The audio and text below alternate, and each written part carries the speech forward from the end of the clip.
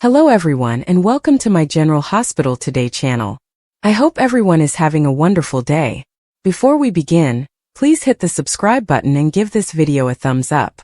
Carly warns Brennan, Drew threatens Nina, and Jason promises to prove his innocence. According to General Hospital teasers on Tuesday, February 25th, Drew Quartermain will threaten Nina Reeves, and Jason Morgan will promise to prove his innocence. Here's what GH viewers may anticipate. Carly Spencer will also caution Jack Brennan. Nina will pay Drew an unwanted visit at his new home. Even though Drew acknowledges that Willow Corinthos rejected his offer to live with him, he still hopes she would reconsider in the near future. On Tuesday's episode, Drew will threaten Nina because he still sees a bright future with Willow at his side. Drew says Nina has the choice to join or lose Willow. Nina would be ruining her own connection with Willow, even if she promised to reveal their liaison and turn Willow against Drew. Drew might remind Nina of that, and advise her that supporting Willow's romance with him is the best course of action. As they create some art together, Trina Robinson and Kai Taylor will strengthen their bond. In the preview video released on Tuesday, Trina states, "Watch what happens when you take a chance." Trina will be happy that Kai is repaying her for taking a chance on him and his hobbies. It appears that Jordan Ashford and Portia Robinson will talk about all of the most recent Cyrus Renaud news. Jordan may be discussing the possibility that Cyrus is permanently gone, since she will acknowledge that she finds it difficult to believe the news. However, the cabin's cleanliness suggests that someone erased Cyrus off the map and covered their footprints. Jason vowed he wasn't the one who took Cyrus out, which is why Anna Devane questioned him. Regretfully, 2 hairs were discovered at the cabin, and Jason was matched with them. Jason will claim he was never at Cyrus' cabin, and swear he can provide evidence once it becomes clear he is being set up. Will Jason encourage Harrison Chase and Anna to speak with Drew? Even while Drew might give Jason an alibi, that doesn't guarantee he'll be honest with him and truly assist him. Alexis Davis will forward a request to the appropriate person.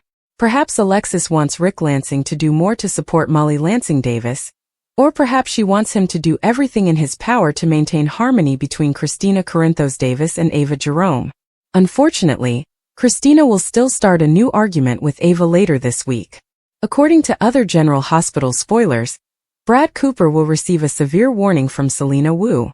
Brad's obligation must be paid in some way, according to Selena.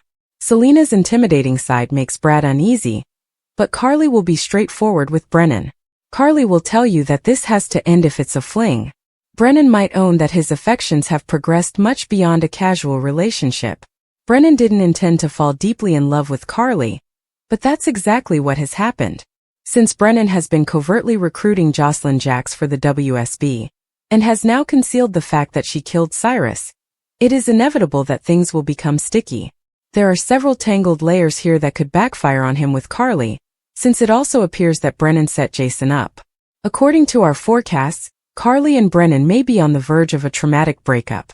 Jocelyn will storm into the police station sometime this week and claim that Jason didn't do it, leaving Anna to question why she is so certain he didn't remove Cyrus from the map. When Jason is falsely accused of killing Cyrus by the WSB, Jocelyn is caught in Brennan's web. According to General Hospital teasers, Jocelyn Jacks will need a lot of time to heal psychologically after shooting and killing Cyrus Renaud in self-defense. Jack Brennan has concealed her crime and sheltered her. However, how does he mean to protect Jocelyn, and what will he do with Cyrus's body? A fresh crime scene is constructed. Colette Moreau will be given instructions by Brennan to set up a fresh crime scene somewhere else, possibly in Cyrus's Port Charles room that he rented. Brennan will go to Corinthos Coffee in the interim, fire 2 rounds from one of Jason Morgan's firearms, just as Jocelyn did when she shot Cyrus, and then return the gun to its original location. Anna Devane and Dante Falconeri will eventually discover Cyrus's body and begin piecing together the clues Brennan wants them to locate. They will begin questioning Jason, Alexis Davis, and other possible suspects. A number of people, including Elizabeth Baldwin, Laura Collins, and Lulu Spencer, who were at the hospital awaiting word on Lucky Spencer, will be released. Even though she begged Jason not to kill Cyrus, Anna would eventually conclude that he did so after looking at the evidence Brennan planted and observing that Jason's gun discharged 2 rounds. Jocelyn Jacks wants to confess when Jason Morgan is arrested for the crime. Jason is going to be arrested for the crime in a short while. Those closest to him, such as Sonny Corinthos and Carly Spencer, will be extremely distressed by this. However, because she doesn't want Jason to be held accountable for a crime she committed, Jocelyn will be aware of the truth and want to confess. Brennan will inform her that they have reached an agreement and that a confession is not possible. Additionally, he will offer to prove Jason's innocence in the future in order to persuade her to remain silent. Jocelyn will fall for it and be entangled in his web for some time. Even worse, Jason's twin brother, Drew Quartermain, would fabricate an alibi by claiming that he was not with Jason on the night Cyrus was slain. This will strengthen the case against Jason, increasing the likelihood of a conviction. The truth causes Jocelyn Jacks to struggle. It is increasingly likely that Jason will be found guilty of Cyrus's murder when he stands trial for the crime. Jocelyn, who has been hiding the truth from everyone, will find it difficult to accept and will want to come clean. In order to prevent that from occurring, Brennan will have to frame another suspect. Before it's too late, can he prevent Jocelyn from telling the truth? According to General Hospital spoilers, Jocelyn Jacks will have to make a significant choice, and Jack Brennan is counting on her to join the WSB. Will Jocelyn be honest about what transpired with Cyrus Renaud, or will she follow Jack's instructions and rush back to him? Is Jocelyn Jacks actually being helped by Jack Brennan? According to spoilers, Jack might give Jocelyn the impression that he is protecting her when in reality he would frame her for murder.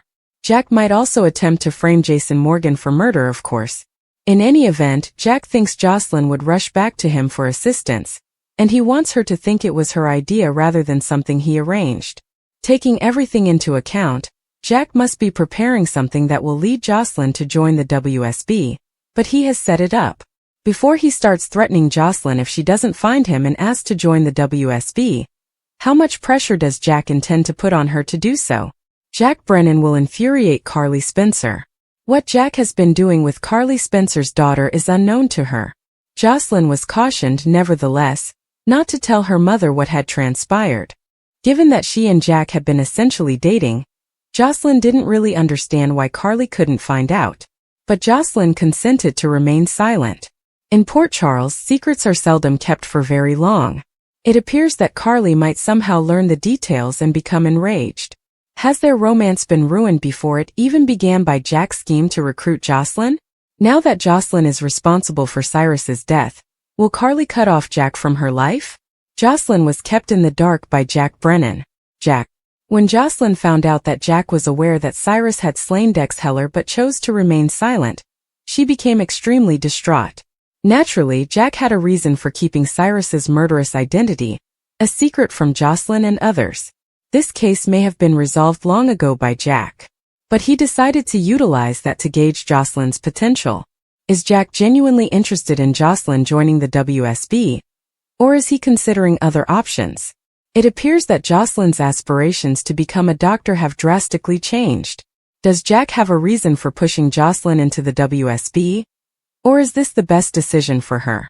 What does Jack intend to do with Jocelyn, considering he has never been the most truthful agent himself? General Hospital Dr. TJ is going to have a very difficult year. Actor Taj Bello has reportedly been demoted from contract to recurring status with the ABC soap opera. As the closing credits of the February 21st episode confirm, following Christina's loss of the baby she was carrying for him and Molly, or for herself depending on who you ask, and his breakup with his longtime partner. It simply means that the actor is no longer certain of a specific amount of appearances. Of course, it doesn't mean we won't see more of Bello, who replaced Tequan Richmond as Jordan's son after the latter was recast for Chris Meyer. It is worth noting that several cast members, including Christina Wagner, have gone from contract to recurring and back again. Molly showing genuine interest in someone fresh could significantly advance TJ's plot.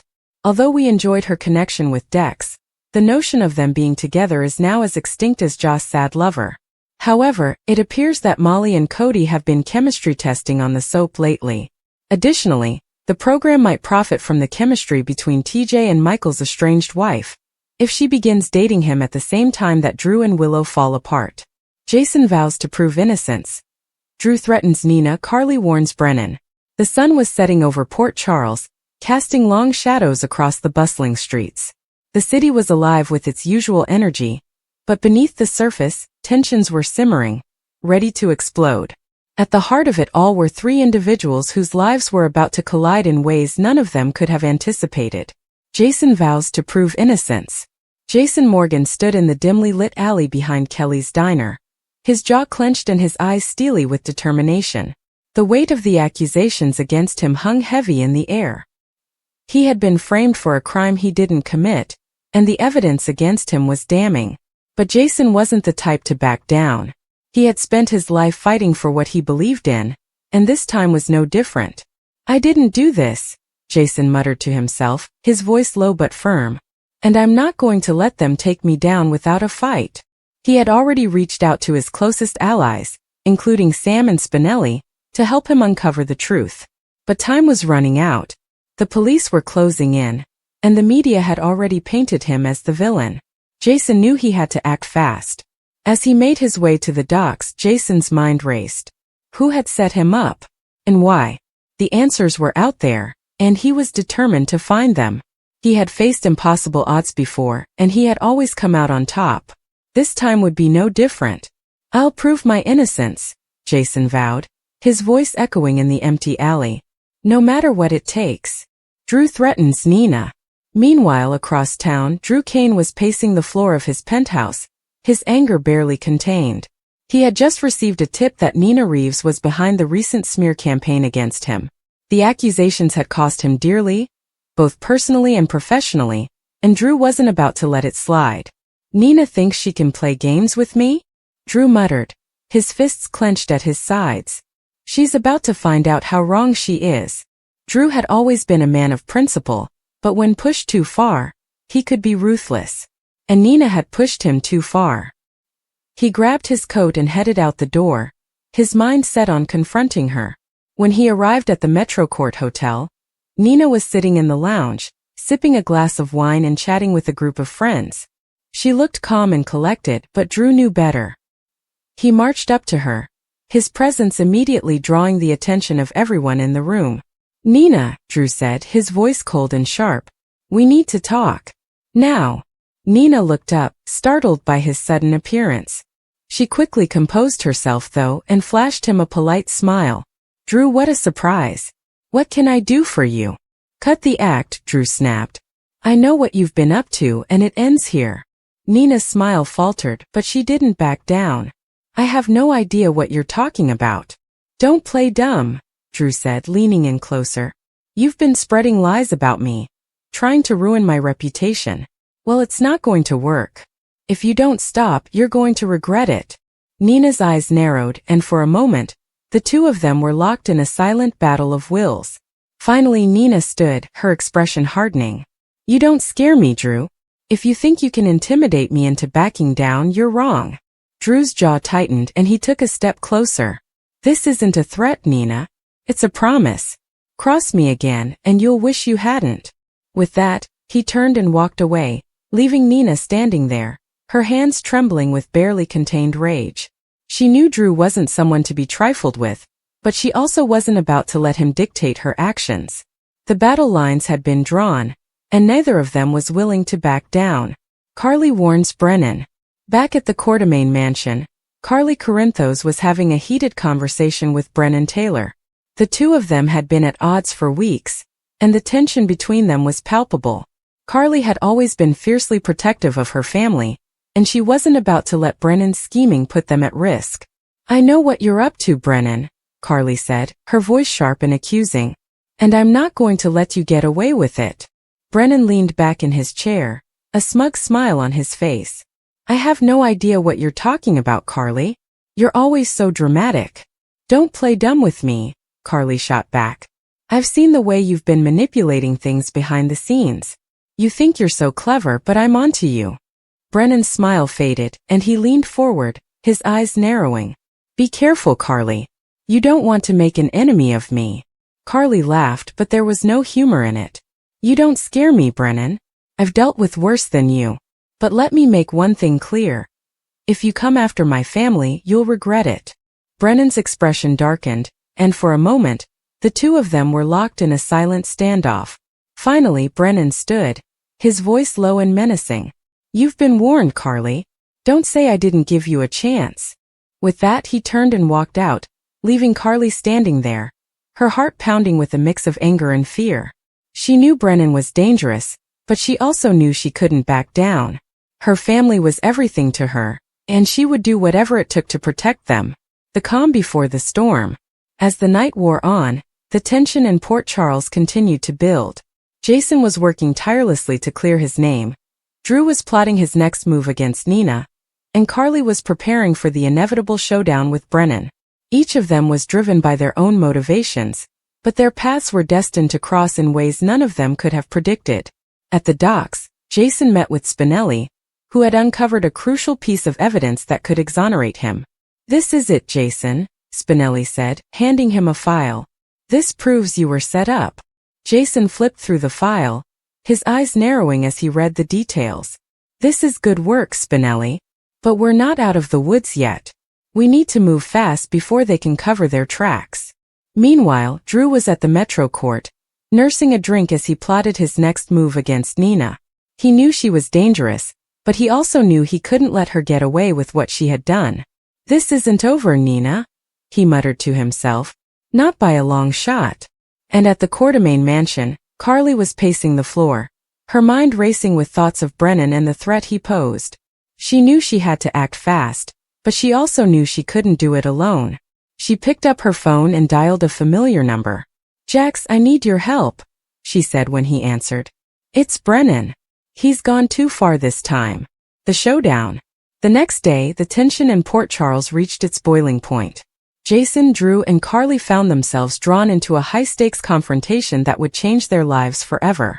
At the docks, Jason confronted the person who had framed him, a shadowy figure with ties to a powerful criminal organization. "You thought you could take me down?" Jason said, his voice cold and menacing. "You were wrong." The figure laughed, but there was no humor in it. "You're too late, Jason. The evidence is already out there. You'll never clear your name." But Jason wasn't about to give up. With Spinelli's help, he had uncovered the truth, and he was ready to expose it. "We'll see about that," he said, pulling out his phone and dialing the police. Meanwhile, Drew and Nina were locked in a bitter confrontation at the Metro Court. "You think you can ruin me and get away with it?" Drew said, his voice shaking with anger. "Think again."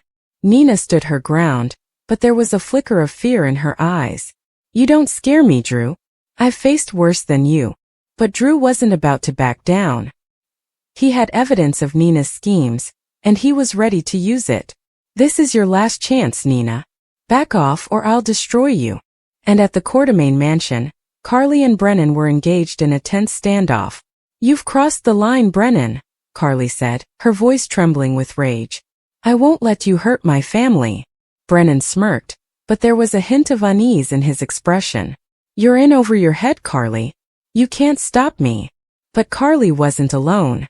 Jax had arrived, and together, they were ready to take Brennan down. "This ends now," Carly said, her voice firm. "You're finished, Brennan." The aftermath. In the end, justice was served, but not without a cost. Jason cleared his name, but the experience left him more determined than ever to protect the people he cared about. Drew exposed Nina's schemes, but the fallout from their confrontation left both of them scarred. And Carly and Jax managed to neutralize Brennan's threat, but the experience reminded them of the dangers that lurked in the shadows. As the sun rose over Port Charles, the city began to heal, but the scars of the past would always remain. Jason, Drew, and Carly had each faced their demons and emerged stronger, but they knew the fight was far from over. In a city like Port Charles, the stakes were always high, and the next battle was never far away. Jocelyn caught in Brennan's web when the WSB frames Jason for Cyrus's murder. The sun was setting over Port Charles, casting long shadows across the city as Jocelyn Jax hurried through the bustling streets. Her mind was racing, her heart pounding with a mixture of fear and determination. She had just received a cryptic message from Jason Morgan, a man she had come to trust like family. The message was brief but urgent. "Meet me at the docks. It's about Cyrus. Danger." Jocelyn didn't know what to expect, but she knew she couldn't ignore it. Jason had always been there for her and her family, and if he was in trouble, she would do whatever it took to help him. Little did Jocelyn know, she was walking straight into a trap, one meticulously orchestrated by Brennan, a shadowy figure with ties to the World Security Bureau, WSB. Brennan had been lurking in the background for months, pulling strings and manipulating events to serve his own agenda.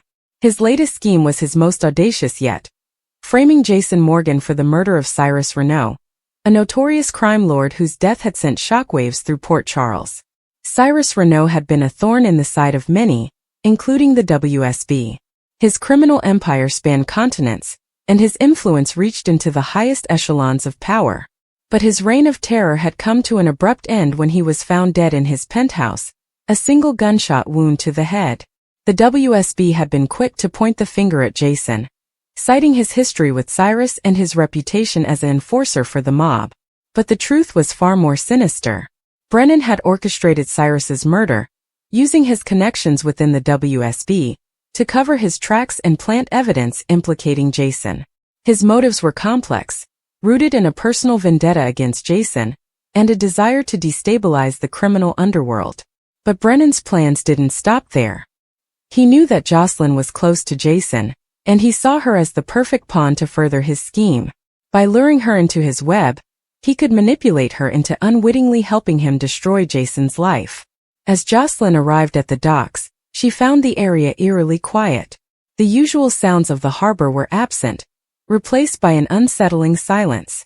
She glanced around, her senses on high alert. "Jason," she called out, her voice trembling slightly. There was no response. Just as she was about to turn back, a figure emerged from the shadows. It wasn't Jason. It was Brennan. "Hello, Jocelyn," Brennan said, his voice smooth and calculating. "I've been expecting you." Jocelyn's eyes widened in shock. "Where's Jason? What's going on?" Brennan smirked. "Jason's busy at the moment. But don't worry, you'll be seeing him soon. Once he's been arrested for Cyrus's murder." Jocelyn's heart sank. "What are you talking about? Jason would never kill Cyrus." "Oh, but the evidence says otherwise," Brennan replied, his tone dripping with mock sympathy. "And you, my dear, are going to help me make sure he takes the fall."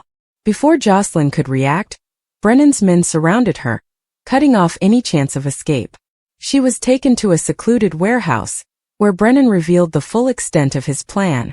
He showed her doctored surveillance footage of Jason at the scene of Cyrus's murder, along with a gun that had been planted in Jason's penthouse. Brennan explained that he had already leaked the evidence to the WSB, ensuring that Jason would be arrested within hours. But Brennan wasn't done. He needed Jocelyn to play her part in his twisted game. He threatened to harm her family if she didn't cooperate, leaving her with no choice but to go along with his demands. Brennan's plan was to use Jocelyn to spread doubt about Jason's innocence, further cementing his guilt in the eyes of the public and the authorities. As the hours passed, Jocelyn struggled to come to terms with her predicament. She knew she had to find a way to expose Brennan and clear Jason's name, but she was trapped, both physically and emotionally. Brennan's web of lies and manipulation was suffocating, and she felt more alone than ever.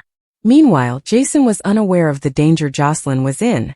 He had been investigating Cyrus's murder on his own, determined to uncover the truth. But the WSB was closing in, and it was only a matter of time before they caught up with him. When he finally learned of Brennan's involvement in Jocelyn's abduction, he knew he had to act fast. Jason reached out to his allies, including Sam McCall and Sonny Corinthos, to devise a plan to rescue Jocelyn and take down Brennan. But Brennan was always one step ahead, using his WSB connections to thwart their efforts at every turn. The stakes were higher than ever, and the clock was ticking. As the tension reached its peak, Jocelyn made a daring escape from the warehouse, using her wits and resourcefulness to outsmart Brennan's men. She managed to get a message to Jason, revealing Brennan's location and his plans. With this crucial information, Jason and his team launched a final desperate assault on Brennan's stronghold. The confrontation was intense, with bullets flying and lives hanging in the balance. In the end, Jason managed to overpower Brennan, exposing his crimes to the WSB and clearing his own name. But the victory came at a cost. Jocelyn had been deeply scarred by her ordeal, and the trust between her and Jason had been shaken. In the aftermath, Jocelyn struggled to rebuild her life, grappling with the trauma of being caught in Brennan's web. Jason, too, was left to pick up the pieces, haunted by the knowledge that his past had put those he cared about in danger. But through it all, they found solace in their shared resilience and determination to move forward. Brennan's downfall marked the end of a dark chapter in Port Charles, but the scars he left behind would take time to heal. For Jocelyn and Jason, the experience served as a stark reminder of the dangers lurking in the shadows, and the importance of standing together in the face of adversity. Jocelyn has a huge decision to make. Will she join the WSB? Jocelyn Jacks has always been a force to be reckoned with in Port Charles. From her teenage years navigating heartbreak and danger to her more recent battles against powerful enemies, Jocelyn has proven time and time again that she is courageous, intelligent, and fiercely loyal. But now she faces perhaps the biggest decision of her life: whether to join the World Security Bureau, WSB. A new opportunity. The WSB, known for its elite agents and high-stakes missions, has expressed interest in recruiting Jocelyn. It's an opportunity that doesn't come easily, and certainly isn't offered to just anyone. While Jocelyn has no prior experience in espionage, her tenacity, quick thinking, and ability to handle high-pressure situations have put her on the agency's radar. The question remains: is she ready for such a drastic life change? The appeal of the WSB. For someone like Jocelyn, the appeal of the WSB is undeniable. Since losing her stepfather, Jason Morgan, and witnessing the never-ending cycle of crime in Port Charles, Jocelyn has grown increasingly determined to fight against injustice. The WSB could provide her with the resources, training, and skills to take on criminals in a way she never could before. Furthermore, Jocelyn's mother, Carly Spencer, has always had a complicated relationship with the criminal underworld. While Carly has tried to shield Jocelyn from that life, Joss has already been pulled into danger multiple times. If she joins the WSB, she would no longer be a bystander or a victim. She would be someone who actively fights back. The risks involved. However, joining the WSB isn't without risks. The agency is known for its secrecy, and its operatives often find themselves in life-threatening situations. If Jocelyn chooses this path, she will have to leave behind the comfort and familiarity of Port Charles. She will also be putting herself in constant danger, something that her loved ones may struggle to accept. Additionally, there's the emotional toll of working for the WSB. Many agents have had to make difficult decisions, sacrificing personal relationships for the greater good. Would Jocelyn be willing to do the same? Her relationship with Dex Heller, who has been her protector and partner, would undoubtedly be tested if she chooses this path. Carly and Sonny's reactions. Carly has always wanted the best for her daughter, and while she admires Jocelyn's strength, she might have serious reservations about her joining an organization like the WSB. Carly has spent years trying to protect her children from the dangers of the mob and law enforcement battles. Seeing Jocelyn walk straight into a life filled with danger could be her worst nightmare. Sonny Corinthos, Jocelyn's former stepfather, may also have a strong opinion on the matter.